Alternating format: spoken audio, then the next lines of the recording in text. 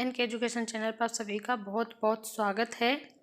आज हम सीटेट और एसटेट की तैयारी में ईवीएस के क्वेश्चंस की तैयारी कराएंगे।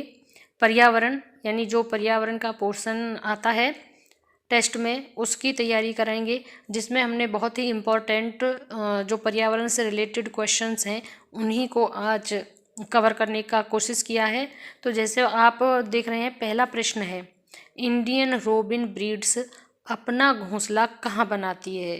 तो यह पंछी पत्थरों के बीच में अपना घोंसला बनाता है, पत्थरों के बीच में, और इस पक्षी का नाम होता है रोबिन ब्रीड्स। ऐसे क्वेश्चंस मोस्टली आते हैं क्योंकि हम पिछले 1-2 बार से, जैसे सीटेट का या एसटेट के जो परीक्षाएं होती हैं उनमें जो हमने पिछले लास्ट ईयर्स के जो पेपर देखे हैं उनमें इस प्रकार के क्वेश्चंस बहुत पूछे गए हैं। तो आगे देखना, प्रश्न नंबर 2, कौवा अपना घोंसला बनाता है? ये पूछा गया है कि क्या कौवा स्वयं अपना घोंसला बनाता है। यह पेड़ की मतलब कहाँ बनाता है? यह पेड़ की सबसे ऊंची डाल पर, और यह लोहे और टहनियों की सहायता से अपना घोंसला बनाता है। क्या आप जानते हैं कोयल अपना घोंसला कहाँ बनाती है? ये शायद आपको पता हो, और अगर नहीं पता है तो आप जान लीजिए, कोयल अपना घोंसला कभी नहीं बनाती है। वो हमेशा बने हुए घोंसले में ही रहती है, और वो जो बना हुआ घोंसला होता है वो कौवे का होता है। ये देखना आप इसमें, यानी कोयल अपना घोंसला पूछ रहे हैं कहाँ बनाती है, तो वो बनाती ही नहीं है, यानी कोयल अपना घोंसला नहीं बनाती है, कौवे के घोंसले में ही अंडे देती है, और कौवा ही उन जो बच्चे अंडे से निकलते हैं उनका पालन भी कौवा करता है। अब आगे देखेंगे हम अगला क्वेश्चन, दर्जन चिड़िया अपना घोंसला कहाँ बनाती है? इस चिड़िया को दर्जन चिड़िया कहा गया है। तो कई बार क्या होता है कि जो हमसे प्रश्न पूछा जा रहा है उसी प्रश्न में कहीं ना कहीं उत्तर छिपा होता है। सीटेट की तैयारी कराने में या एसटेट जो भी तैयारी कर रहे हैं, पर्यावरण एक ऐसा विषय है जिसमें अब आपको बता दें कि जो खुद एक जो क्वेश्चन होता है ना, मोस्टली ये तो मैं सभी सब्जेक्ट के लिए कहूँगी, नॉट इवन इन ईवीएस या पर्यावरण, क्योंकि कई क्वेश्चंस ऐसे होते हैं कि उनके आंसर उनके खुद के ही क्वेश्चन में होते हैं। जैसे दर्जन चिड़िया इन्होंने लिखा, अपना घोंसला कहाँ बनाती है। तो जो दर्जन शब्द है, आप जानते होंगे दर्जी का काम क्या होता है, तो कपड़ा सीना। तो इस प्रकार का जो काम कौन सी चिड़िया करती है? ये पत्तों के अपने नुकीले चोंच से छेद करके सीकर घोंसला बनाती है। तो अपना घोंसला कहाँ बनाती है? तो ये पत्तों पर बनाती है, नुकीली चोंच से छेद करके सीकर घोंसला बनाती है, उस घोंसले का नाम सीकर होता है। एक और क्वेश्चन बन जाएगा इसमें से, उस घोंसले का नाम क्या है? तो सीकर घोंसला। आगे है, गौरैया और कबूतर अपना घोंसला कहाँ बनाते हैं? गौरैया घरों के आसपास और कबूतर पुराने मकान खंडरों में अपना घोंसला कहाँ बनाते हैं। इससे रिलेटेड एक बात मैं आपको बता देती हूँ, क्योंकि ऐसे जब हम बताते हैं ना तो वो चीज़ हम भूलते नहीं हैं कभी भी। कभी आपने देखा होगा कि कबूतर जहाँ बैठ के बोलते रहते हैं तो हमारे जो बुजुर्ग होते हैं वो मना करते हैं कि इसको उड़ाओ यहाँ से, यहाँ बैठा बैठा ये बोल रहा है। क्यों कहा जाता है ऐसे? क्यों उसको अपशगुन माना जाता है? क्यों?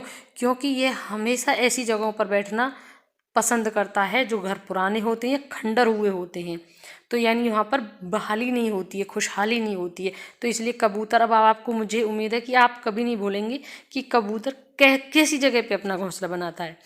तो और गौरैया घरों के आसपास बनाती है, इसलिए चिड़िया को अच्छा माना जाता है, जैसे हम चिड़िया भी बोलते हैं इधर के क्षेत्र में। आगे है, शक्कर खोरा पक्षी का घोंसला कहाँ होता है? पेड़ की डाली पर लालटेन नुमा लटकता हुआ घोंसला बनाता है, यानी ये पेड़ की डाली पर लटका हुआ आपने देखा होगा, और लालटेन जैसा होता है, जैसे लालटेन लटकी हुई होती है उसी तरीके से वो होता है, और उस पक्षी का नाम होता है शक्कर खोरा पक्षी, और लालटेन नुमा होता है और लटकता हुआ पेड़ की डाली पर वह बनाता है। एक क्वेश्चन में कई क्वेश्चन चल रहे हैं, आप देख रहे होंगे ना, जैसे शक्कर खोरा पक्षी और लालटेन नुमा पेड़ की डाल पर बनाता है। और कैट्स के पौधे के कांटों के बीच कौन सा पक्षी अपना घोंसला बनाता है? ये है पाख्ता पक्षी। जो कबूतर जैसा सफ़ेद होता है, ऐसा दिखता है, उसको पाख्ता पक्षी बोलते हैं। तो कैट्स के पौधे के कांटों के बीच में अपना घोंसला बनाता है और वो है पाख्ता पक्षी, कुछ कुछ कबूतर जैसा। उल्लू पक्षी के बारे में आप क्या जानते हैं? ये देखना आप, यह एक रात्रिचर प्राणी है जो कि अपनी गर्दन को 360 डिग्री तक घुमा सकता है। इसमें एक क्वेश्चन ये बनेगा कि उल्लू जो है अपनी गर्दन को कितने डिग्री तक घुमा सकता है, तो इसका जवाब आप देंगे कि वो अपनी गर्दन को 360 डिग्री तक घुमा सकता है और यह एक रात्रिचर प्राणी है, ये आपको पता ही है। अगला क्वेश्चन देखते हैं हम अपना।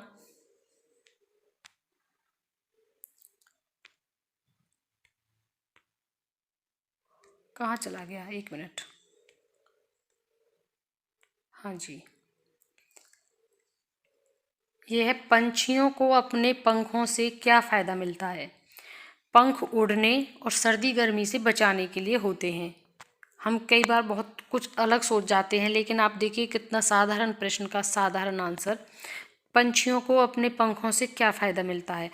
पंखे तो सीधी सी बात है, उड़ने के काम आते हैं। जब हम एग्ज़ाम में बैठते हैं तो हमें यकीन नहीं होता कि कोई इतना साधारण प्रश्न पूछ सकता है, तो हम सोचते हैं नहीं, ये प्रश्न इतना साधारण नहीं हो सकता, ज़रूर इसका कुछ असाधारण आंसर होगा, हम वहीं गलती कर देते हैं। तो कुछ नहीं है, पंछी अपने पंखों का क्या काम है, उड़ेगा और सर्दी गर्मी से, दूसरा मेन पॉइंट जो सर्दी गर्मी से बचाने के लिए होते हैं। अगला क्वेश्चन है 11, क्या पक्षियों की चोंच में दांत होते हैं?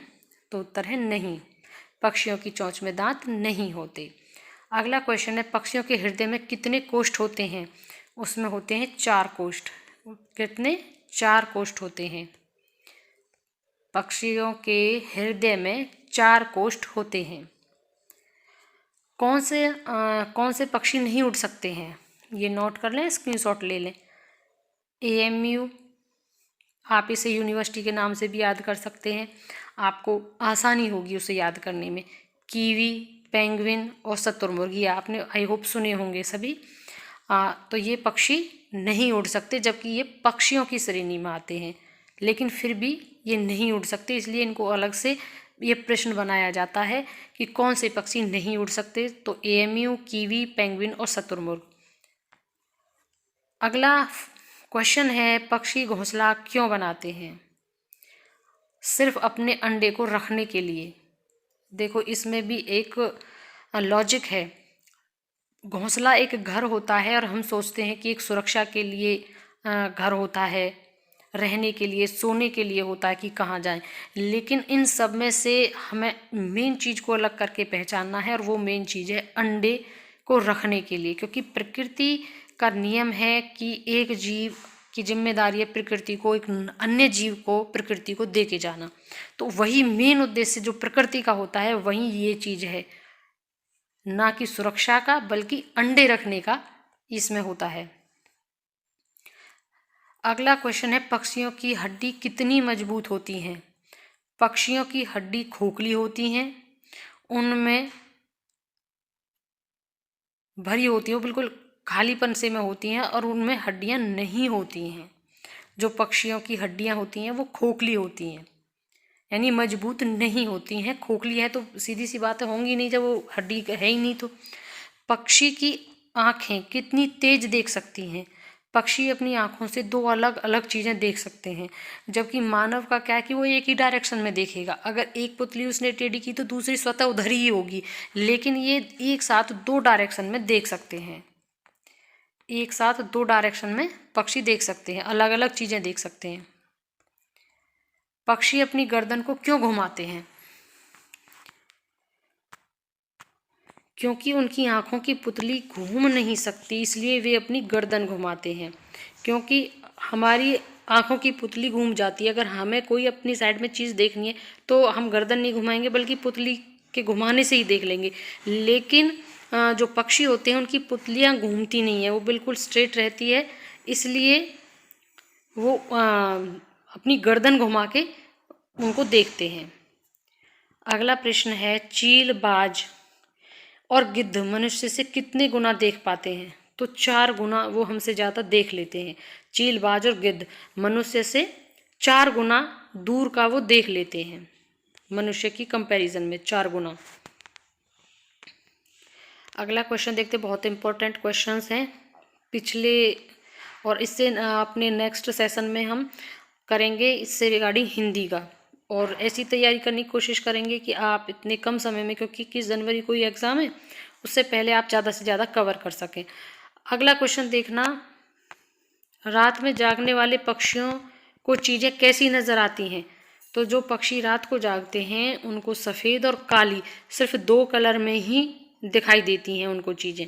जो पक्षी रात को, या जिन्हें हम निशाचर भी कह सकते हैं, जो रात को जागते हैं, रात को ही अपना भ्रमण करते हैं, उनको केवल 2 ही कलर दिखाई देते हैं, सफ़ेद और काला, जिन्हें निशाचर भी कहा जाता है। अगला प्रश्न है, भारत में कितने प्रकार के जहरीले सांप पाए जाते हैं? तो इसका उत्तर है, यहाँ 4 प्रकार के जहरीले सांप पाए जाते हैं। तो हमारे यहाँ पर भारत में 4 प्रकार के जहरीले सांप हैं, 4 प्रकार के। ध्यान रखना, ज़्यादातर 4 ऑप्शंस के ही उत्तर इसमें आए हैं, नाग, दुबोइया, करैत और आफाई, ये इनके नाम हैं। 4 प्रकार के जहरीले सांप भारत में पाए जाते हैं, नाग, दुबोइया, करैत और आफाई। आगे है, सांप द्वारा मनुष्य को काटने पर कौन सी दवा प्रयोग की जाती है? बहुत इंपॉर्टेंट है ईवीएस के लिए भी और वैसे भी अगर कभी ज़रूरत हो तो। सांप द्वारा मनुष्य को काटने पर सीरम सांप के जहर से ही बनती है, सीरम है और वो सांप के ही जहर से बनाई जाती है, इस दवाई का प्रयोग किया जाता है, सीरम। आगे है, सांप अपना जहर कैसे छोड़ता है? अपने 2 खोखले दांतों के द्वारा। उसके 2 खोखले दांत होते हैं, उनके द्वारा वह, खोखले दांतों के द्वारा वह अपना जहर छोड़ता है। क्या सांप के कान होते हैं? क्या वह आने वाली आहट को कानों के माध्यम से कैसे सुनता है? कोई भी आहट उसके पास होती है तो वो कैसे सुनता है? तो सांप के कान नहीं होते, पहला जवाब।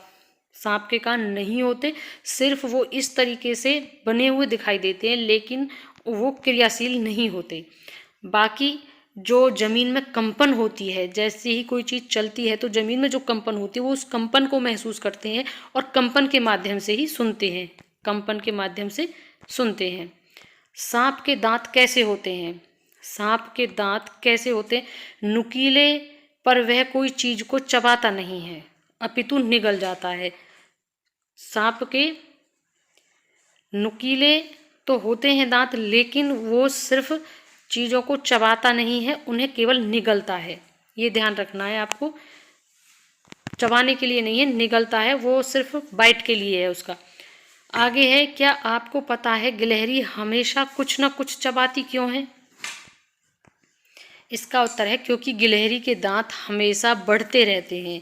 यदि वो चीज़ों को कुतरे ना तो वो बढ़ते जाते हैं, यानी नाखून की तरह, जैसे हमारे नाखून होते हैं, नाखून की तरह गिलहरी के दांत बढ़ते रहते हैं, इसीलिए उसमें कुतरने की जो प्रवृत्ति है वो पाई जाती है, ताकि वो बहुत ज़्यादा ना बढ़ पाएँ, हमेशा बढ़ते रहते हैं, इसलिए वो कुतर ना पाए, इसलिए वो बढ़ ना पाए, इसलिए वो कुतरती रहती है। आगे है, क्या आप जानते हैं कि बाघ का गर्जना कितनी दूर तक सुनाई देता है? तो अगर कोई बाघ गर्जना करता है तो उसे 3 किलोमीटर तक सुना जा सकता है, यानी बाघ की गर्जना को 3 किलोमीटर तक सुना जा सकता है। बाघ मनुष्य से कितने गुना ज़्यादा देख सकता है? अब सुनना था तो सुनना तो 3 किलोमीटर ज़्यादा है, अब है कि वो कितने गुना ज़्यादा देख सकता है, तो वो 6 गुना बेहतर अंधेरे में देख सकता है। मनुष्य से एक तो वो 6 गुना ज़्यादा देख सकता है, ऊपर से वो भी अंधेरे में, बाघ। आगे है, बाघ अपने शिकार का पता कैसे लगा लेता है? हवा और कंपन से वह अपने शिकार का पता लगा लेता है, यानी जहाँ जैसे हवा की डायरेक्शन और कंपन से वो आभास कर लेता है अपने शिकार के बारे में। रेशम कीट अपनी मादा को पहचान लेता है कितनी दूरी से? दूरी में पूछा गया है ये रेशम कीट का, तो कई किलोमीटर की दूरी से वह पहचान लेता है, एग्जैक्ट दूरी नहीं, कई किलोमीटर की दूरी से पहचान लेता है। वे कौन हैं जिनके कान होते हैं पर वो दिखाई नहीं देते? अब किस किस के? पक्षी के, मेंढक, छिपकली, मगरमच्छ। इनके एक छेद की तरह होते हैं, मतलब जैसे मनुष्य के तो अलग से आकृति बनी होती है, लेकिन इनके सिर्फ छेद होते हैं। पक्षी के, जो पक्षी होंगे, मेंढक, छिपकली और मगरमच्छ। अगला प्रश्न है, अंडे देने वाले जीव क्या कहलाते हैं? जो जीव अंडे देते हैं उनको कहते हैं अंडज। अब देखो, इसमें इससे रिलेट करके देखो तो अपने आप उत्तर का अंदाजा लगा दे। यहाँ पे अंडे और अंडज, केवल ज को इसमें जोड़ दिया गया है। अंडज अंडे देने वाले जीव को कहा जाता है। जैसे मछली, मेंढक, सरीसृप और पक्षी, ये अंडे देने वाले जीव हैं। मछली, मेंढक, सरीसृप और पक्षी। आगे है, बच्चे देने वाले जीव क्या कहलाते हैं? जो जिनका सीधे बच्चे पैदा होते हैं, जिन जीवों के अंडे नहीं होते, वो जरायुज जीव हैं हिंदी में। जैसे स्तनधारी, इनके कान दिखाई देते हैं, जिनके कान दिखाई देते हैं।